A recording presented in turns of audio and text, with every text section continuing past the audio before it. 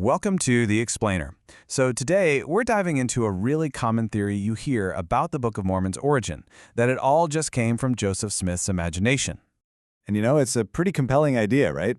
It paints this picture of the Book of Mormon not as some sudden, out-of-the-blue revelation, but as a story that was kind of simmering away in Joseph Smith's mind for years, just fueled by his own creativity.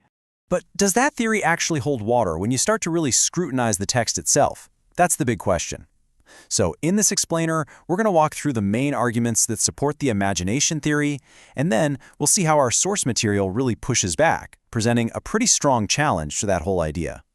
Okay, so first things first, where does this theory even come from? Well, the main piece of evidence, the thing you always hear cited, is a memory from Joseph Smith's own mother, Lucy Mack Smith. It's really the cornerstone of this entire argument. Now, for people who support the imagination theory, this is like the smoking gun. They look at this and say, see, this is clear proof. It shows he had the creative chops and the specific subject matter, these ancient American civilizations, all bubbling away in his mind long before the Book of Mormon ever came to be. But this is where things get really interesting. The counter-argument comes in, and it's a pretty fascinating one. Our source material challenges this whole interpretation by drawing a really sharp line between two very, very different kinds of creative skills. Just being a storyteller versus being an architect. And this slide just lays it out perfectly. On one side, you've got casual, imaginative storytelling, entertaining the family. But on the other side, you have this incredibly complex textual architecture. We're talking about more than just a good story. We're talking interwoven narrative arcs, sermons embedded right into the story, and even some really technical stuff like covenant theology. That's a consistent system about God's relationship with people that has to hold up over centuries. Or prophetic typology, where past events are set up as patterns for future ones. The point is, these are just not the same skill set, not even close. So this really gets to the heart of the challenge against the imagination theory. The source is basically saying, look, it's a huge, huge leap to assume that just because someone can tell a good story, they can also build something as architecturally complex as a sacred text. They're just in completely different leagues. All right, let's move on to the second big argument you often hear for the imagination theory. This one is all about the identity of the heavenly messenger who visited Joseph Smith and the idea that this part of the story changed over time. So the claim goes like this. The messenger was first called a guardian spirit, then later the name was Nephi, and then finally it settled on Moroni.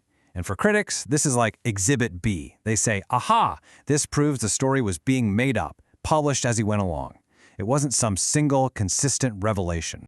But our source material pushes back on this, and pretty hard. First, it argues that this whole changing names idea is actually a later narrative, and that it isn't really supported by the earliest documents. But even more importantly, the source says this whole debate is kind of a distraction. I mean, think about it. Even if the messenger's name was inconsistent at first, that doesn't even begin to answer the real mystery. Where did the hundreds of pages of actual content come from?